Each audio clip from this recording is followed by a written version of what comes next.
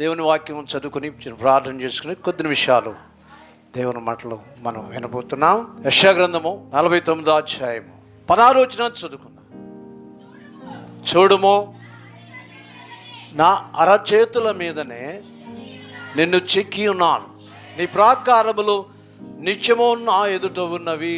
ప్రభువునందు ప్రియ దేవుని పిల్లరా, చదువుడిన వాక్యములో యెషయా భక్తుని ద్వారా దేవుడు సెలవిచ్చిన ఒక చక్కని మాట, చూడుము, నా అరచేతుల మీదనే నిన్ను చెక్కి ఉన్నాను. ప్రభు స్తోత్రం కలుగునుగా. చక్కని మాటను మనం చూస్తూ ఉన్నాం.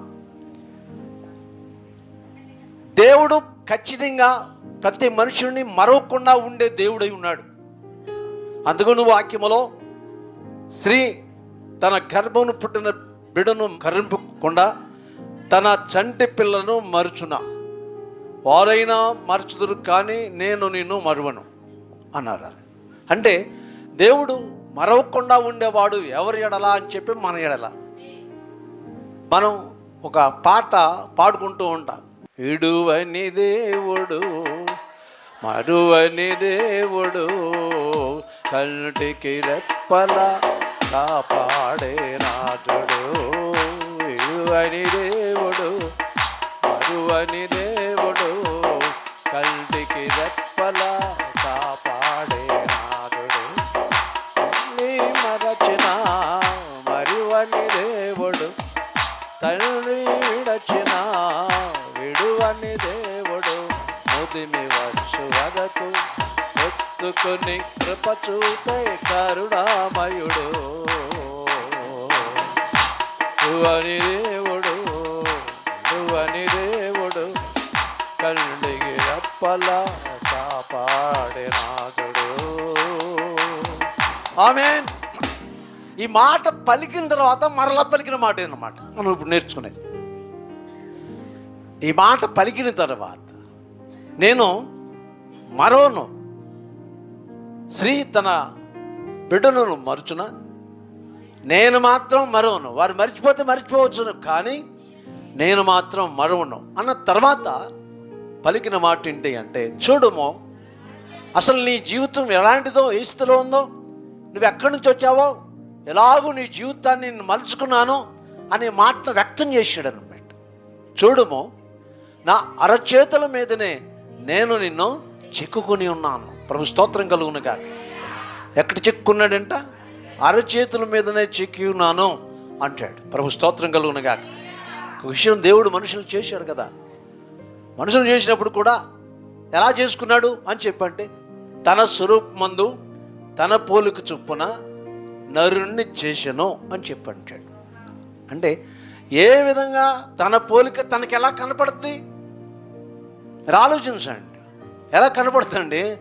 కనపడదు కదా. కానీ ఒకసారి మీరు చూడండి, మీ పోలికను, మీ తత్వాన్ని, మీ ముఖాన్ని చూసుకోవటానికి ఏం ఉపయోగిస్తారు తెలుసా? అద్దమును ఉపయోగిస్తారు. ఖచ్చితంగా అద్దంలో నీ సహజ ముఖం ఖచ్చితంగా కనబడుతూ ఉంటుంది అన్నమాట. అలాగే దేవుడు మనుషుని చేసేటప్పుడు ఈ చేతిలో చూసుకున్నాడు తను తాను. నీకు అర్థమైందా? ఈ చేతిలో చూసుకున్నాడు తను తాను. అలా చూసుకుంటూ మనుషుని చేసాడు అన్నమాట. తన పోలిక చొప్పున చేటుకు గల కారణం అది.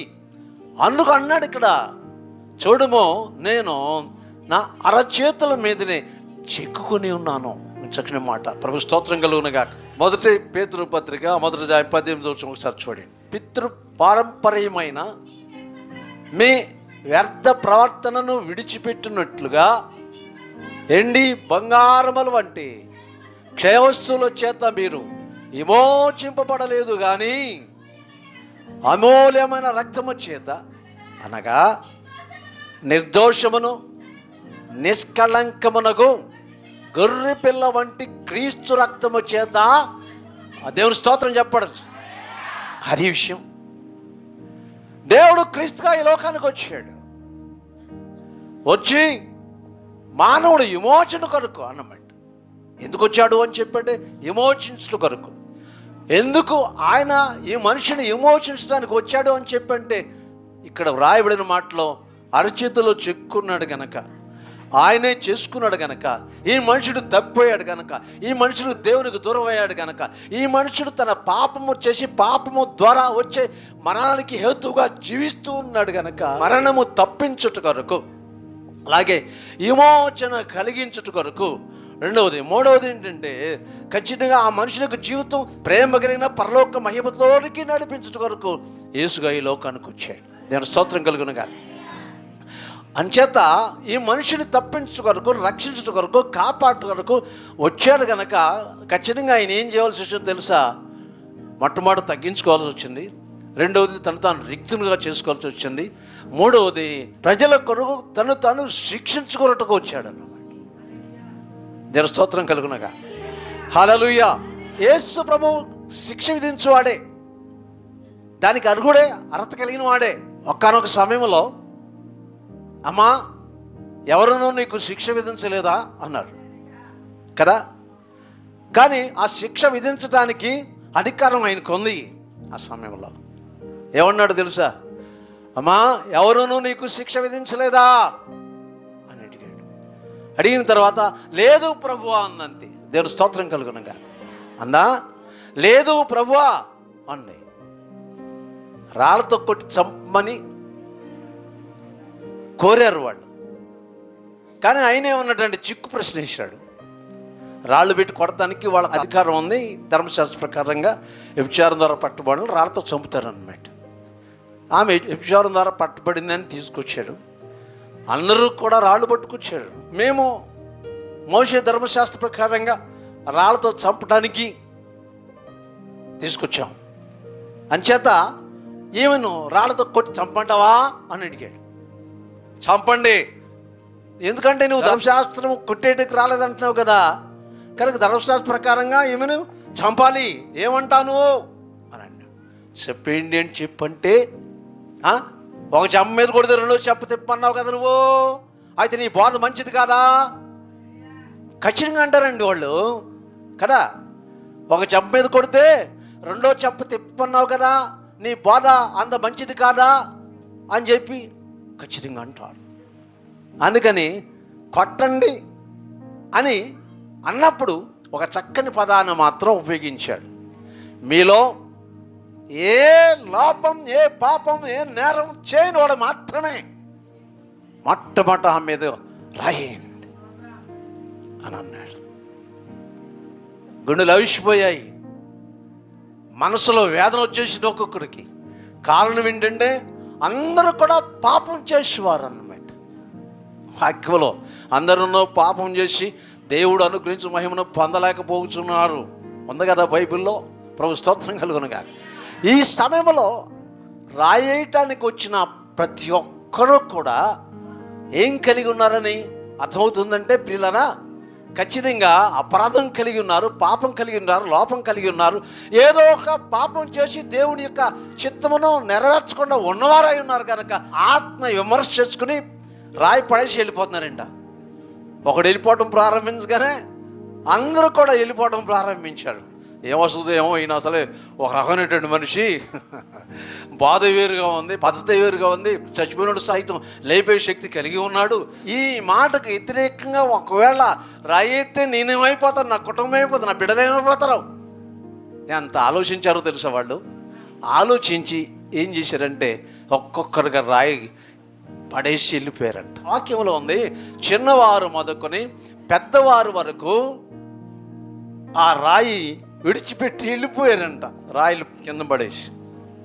విషయం చెప్తున్నాను, పెద్దవాళ్ళు కొట్టడానికి వచ్చారు, చిన్నపిల్లలు కూడా కొట్టడానికి వచ్చారండి. అంటే ఆ దినాల్లో శిక్ష విధించే సమయంలో చిన్నపిల్లలు కూడా అలాగే చేసేవారు అన్నమాట. లేకుంటే చిన్నపిల్లలు ఎందుకు వస్తారండి? వాక్యంలో అలాగుంది, చిన్నవారు మొదలుకొని పెద్దవారు వరకు ఏం చేశారంటే రాళ్ళు పానేసి వెళ్ళిపోయారు. ఎవరు లేరు ఇక్కడ. ఎవరున్నారంటే యేసు ప్రభు ఒక్కడును, తర్వాత ఆ అమ్మాయి ఒక్కటే ఉంది. కళ్ళు ఇచ్చి చూశారు ప్రభు వాళ్ళు, కళ్ళు ఇచ్చి చూశారు. ఎందుకు కళ్ళు ఇచ్చి చూశారంటే ఏదో రాసుకొని చూడేనో అనంత వాక్యంలో రాసుకుంటుంటే అప్పుడు అడిగారు అన్నమాట. ఎంతమంది వచ్చి మాట్లాడతారు, ధర్మశాస్త్రం ఉపదేశకులు, పెద్దలు, అలాగే పండితులు ఎంతమంది వచ్చి మాట్లాడతాడు, వేద రాసుకుంటావు ఏంటి? దేవుని స్తోత్రం కలుగును గాక. అప్పుడు అన్నాడు, మీలో పాపం లేనివాడు ఎవడో చెప్పండి అని. అంటే వాడి పాపాలు అక్కడ ఏం చేస్తున్నాడు? నువ్వు ఫలాన్ని పాపం చేసు, నువ్వు ఫలాన్ని పాపం చేసు, నువ్వు రాసేస్తున్నాడు. ఆయన దేవుడు కదండి, క్రీస్తు ప్రియ దేవుడు. అందుకన్నారనమాట, మీలో పాపం లేనివాడు మొట్టమొదట రాయిసరండి నన్నాడు. రాయిసరి అవకాశం లేక వెళ్ళిపోయారు. అప్పుడు చెప్తున్నాడు, అమ్మ ఎవరు నీకు శిక్ష విధించలేదా అని. లేదు ప్రభు అంది, నేను నీకు శిక్ష విధించను, కానీ ఇంకా పాపం చేయొద్దు, జాగ్రత్తగా బ్రతుకో. ఎందుకంటే నీ జీవితాన్ని రక్షించుకున్నాను, అందుకే నీ లోకానికి వచ్చాను. ఇంకా సంపూర్ణ రక్షణ మీకు కలగలేదు, ఇంకా సంపూర్ణ అవకాశం మీకు కలగలేదు. ఇప్పుడిప్పుడే ఆ సంపూర్ణ అవకాశం కలగడానికి మార్గం ఏర్పడుతుంది అన్నట్లుగా మాట్లాడాడు. దేవుని స్తోత్రం కలుగును గాక. ప్రియ దేవుని గమనించండి, ఇక్కడ రాయబడిన మాటలను చదువుకున్న పితృ పారంపర్య ఆచారాల ప్రకారంగా ఆ వాక్యం మరలా చదవండి.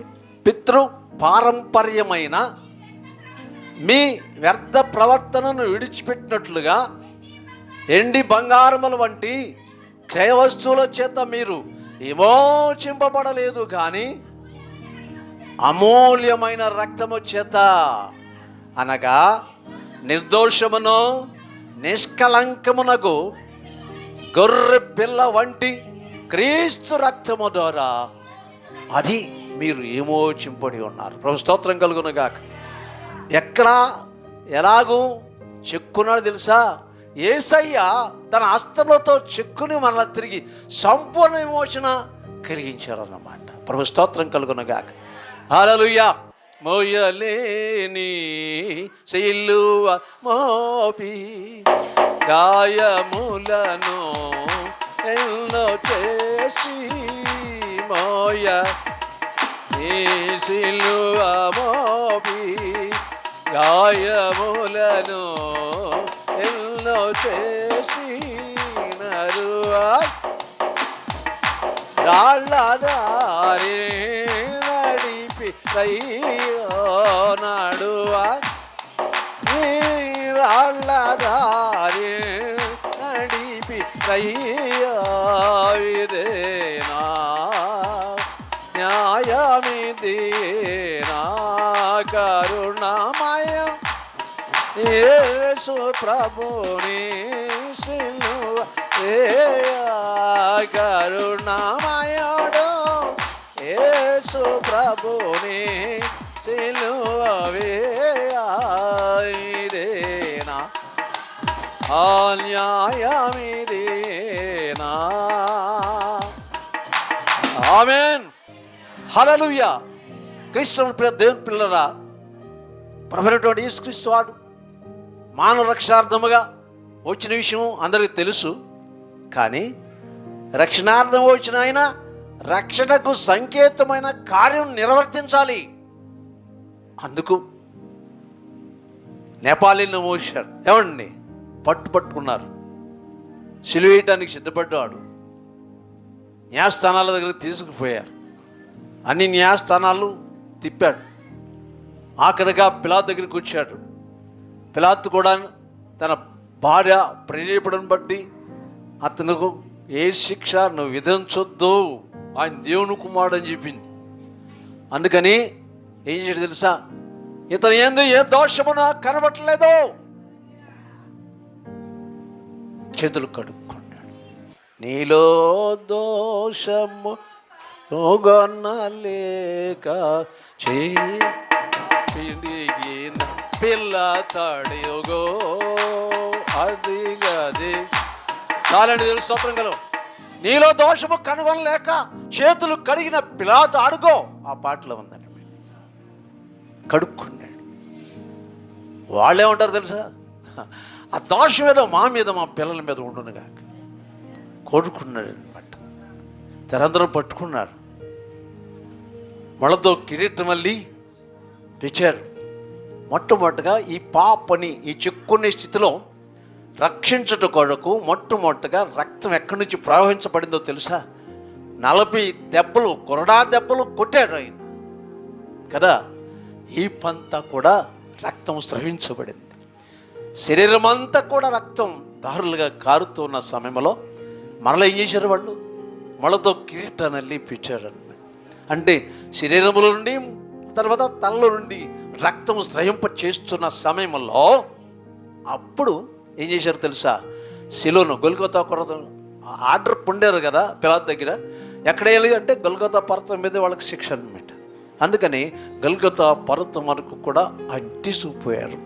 ఆ తీసుకుపోయేటప్పుడు ఆయన ఏడుచున్న సమయంలో స్త్రీలు ఏడుస్తూ వచ్చారు, దుఃఖపడుతూ వచ్చారు. స్త్రీలను చూసి ఒకే ఒక మాట అన్నారు శిలువ ఎత్తుకున్న తర్వాత, అమ్మా నా కొరకు ఏడవకండి, కానీ మీకోసం మీ పిల్లల కోసం ఏడవండి. ఎందుకు ఆ మాట మాట్లాడారు అని చెప్పండి పిల్లరా? వాళ్ళు ఏం కోరుకున్నారు అని చెప్పండి? మా మీద మా పిల్లల మీద ఉండునుగా. కానీ సమాజం అంతా కోరుకున్నారు కనుక మీ మీద మీ పిల్లల మీదకి భయంకర స్థితి రాకుండా ఉండినట్లు ఏం చేయమన్నాడు తెలుసా? ఏడుకోండి, ప్రార్థన చేసుకోండి, ఆవిడ కోసం ఏడవండి, విజ్ఞాపన చేయండి అని సంకేతం ఇచ్చారు. అయినా ప్రభు స్తోత్రం కలుగునుగా. హల్లెలూయా. అక్కడ తీసుకుపోయి ఏం చేశారు తెలుసా? ఆ కొయ్యను కింద పడేసి ప్రాణం ఉండగానే ఏం చేశారంట? చిత్తలుదా దేవునికి వాక్య ప్రకారంగా ఆయన్ని శీలలు నాటారు, మేకులు కొట్టారు, మొట్టమొట్ట శీలలు నాటారు, ఎత్తి కుదించారు అన్నమాట. ప్రాణముండగా శిలువ కొయ్యకు మేకులేసి కొట్టిరయ్యో, ప్రాణముండగా శిలువ కొయ్యకు మేకులేసి కొట్టిరయ్యో, ప్రజ్ఞలోన బళ్ళెమోతో పడచి రయ్యా, ప్రజ్ఞలోన బళ్ళెమోతో పడచి రయ్యా, ఇదే అన్యాయమిదే. ఆమేన్. హల్లెలూయా. ఆయన ఎంత సహించాడో అర్థం చేసుకోండి. ఎవరి కోసం అంటే మన కోసం. ఎక్కడ చెక్కున్నాడు అని చెప్పండి? అరిచేతులు చెక్కుంటున్నాడు. ఎవరిని అని చెప్పండి? విశ్వాసుల యొక్క జీవితాలని. చూడమో, నేను మిమ్మల్ని అరచేతి మీద చెక్కుకొని ఉన్నాను. ప్రభు స్తోత్రం కలుగునుగా. Hallelujah. Praise the lord, praise the lord. ప్రియా దేవుని గమనించండి, ఎత్తి కుదించి ఆ శిలను ఏగానే ఒకేసారి ఆయన కుదింపట్టాడు. ఇది వాక్యంలో అతని యందు సొగసైనను స్వరూపం పొందెను లేకపోయాను అంటే ఎంత సుందరుడు ఆయన కదా. ఎంతో సుందరుడమ్మ తాను నేనెంతో మురిసిపోయాను, ఎంతో సుందరుడమ్మ తాను. చాలండి. మహాందగాడు ఇప్పుడేమయ్యారు? అందహీనుడిగా కనబడుతున్నారు. కారణం అందరి కొరకు, మన అందరి కొరకు ఈ చెక్కుకుంటున్నాడు. ఎక్కడంటే ఆ యొక్క అరచేతిలో. అందుకనే మొట్టమొదట ఎక్కడ కొట్టారు మేకు అని చెప్పంటే తెలుసా? అరచేతుల్లోనే కొట్టాడు. తర్వాత శీలను నెట్టారు అన్నమాట. అరచేతుల్లో మేకులు కొట్టారు. ప్రభు స్తోత్రం కలుగునగా. హల్లెలూయా. అందుకనే వాక్యం ఏమంటాడంటే, పితృ పరంపర ఆచారములు బట్టి ఎండి బంగారముల వంటి క్షయవస్తువుల చేత మీరు విమోచింపబడలేదు. నూతన నిబంధన సంఘ సహవాసం అన్నమాట. పాత నిబంధన గ్రంథంలో పితృ పారంపర్యం అంటే ఎండి బంగారం అంటే అరతలం. ఎవరైనా మీలో మీ పిల్లలు పాపం చేస్తే అరతలం ఎండిచ్చి ఇడిపించుకోవాలి అని నిర్గమాకాండంలో ద్వితీయోపదేశ కాండంలో ఉందన్నమాట. ఏమిచ్చి? అరతలం ఎండి. అందుకు ఇక్కడ రాశాడు అనమాట, ఒక అరతలం ఎండిచ్చి ఆ బిడ్డను ఇడిపించుకోవాలి అని. అందుకు అన్నాడు అనమాట, ఎండి బంగారముల వంటి క్షయ వస్తువుల చేత మీరు విమోచింపడలేదు. దేవుని స్తోత్రం కలుగునుగాక. హల్లెలూయా. ఎండి బంగారములు ఎలవెంతైనాను తొలతూగవు నీ వాక్యముతో, తొలతూగవు నీ వాక్యముతో. దేవాని దివ్య వాక్యము మాకు దొరికెను. హల్లెలూయా హల్లెలూయా హల్లెలూయా హల్లెలూయా. ఆమేన్ హల్లెలూయా. ప్రియ దేవుని గమనించండి, దేవుని వాక్యం మాట్లాడుతున్న ప్రత్యేక మాట క్షయవస్తులతో కాదు, అమూల్యమైన రక్తముతో మీరు విమోచింపబడ్డారు. శిలువలో కార్చిన రక్తములో ప్రతి మనిషి యొక్క పాపం ఏం చేయబడుతుంది? క్షమించబడుతుంది. అందుకని అంటాడనమాట, పితృపరంపరమైన ఆచార ప్రకారం ఎండి వస్తువుల చేత మీరు విమోచింపడలేదు, కానీ పాప క్రయధనముగా రక్తము చిందించారు యేసు ప్రభు.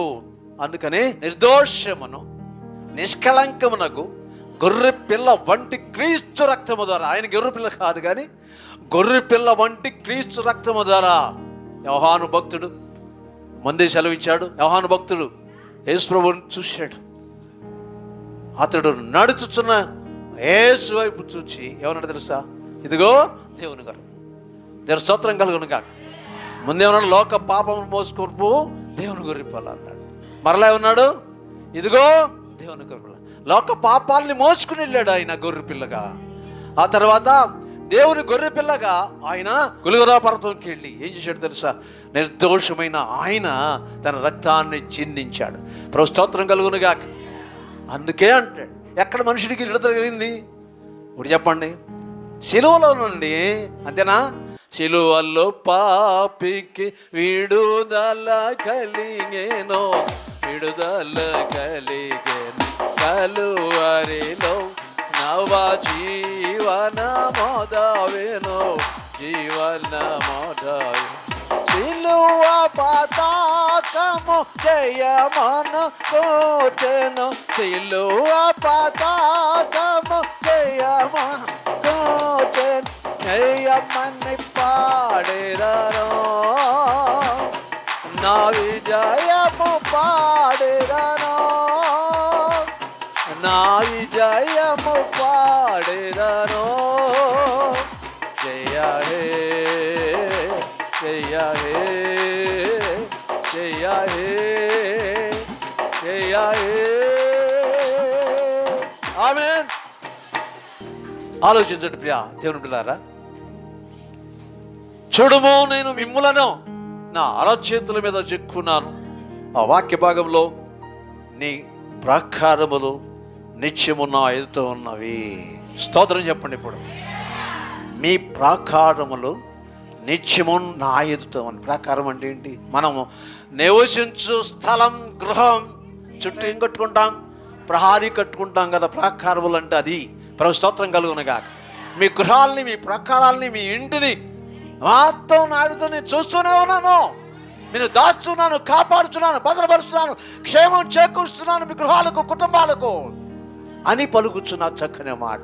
చూడుమో నా అరచేతుల మీదనే నేను మిమ్మల్ని చిక్కుకున్నాను, మీ ప్రాకారములు నా ఎదుట నేను చూస్తున్నా. మిమ్మల్ని చూచే దేవుణ్ణి కలిగి జీవిస్తున్నాం. ప్రార్థన చేస్తున్నాం, మోకరించండి. ప్రార్థన చేసుకుందాం, మోకరించండి. ప్రేమ దేవుని పిల్లరా, ప్రభు చెప్తున్నాడు, చూడుమో నేను మిమ్మల్ని నా అరచేతిలో చిక్కున్నాను, మీ ప్రాకారములో నా ఎదుటే ఉన్నాయి. నా అరచేతిలో చిక్కున్న మిమ్మలను నిన్ను చూస్తూనే ఉన్నాను, నీ గృహాన్ని చూస్తున్నాను, నీ కుటుంబాన్ని చూస్తున్నాను పలుకుచున్నాడు. నన్ను చూస్తున్నా నా దేవా, అయా నా అవసరం ఇది అని ప్రభువుకి తెలియజేయి. ప్రార్థన చేసుకో. యేసు ప్రభువా మీకు స్తుతులు నాయన. స్తోత్రం స్తోత్రం. జీవం కలిగిన ప్రియ పరలోకపు తండ్రి, మీకు వందనాలు, స్తుతి స్తోత్రములు నాయన.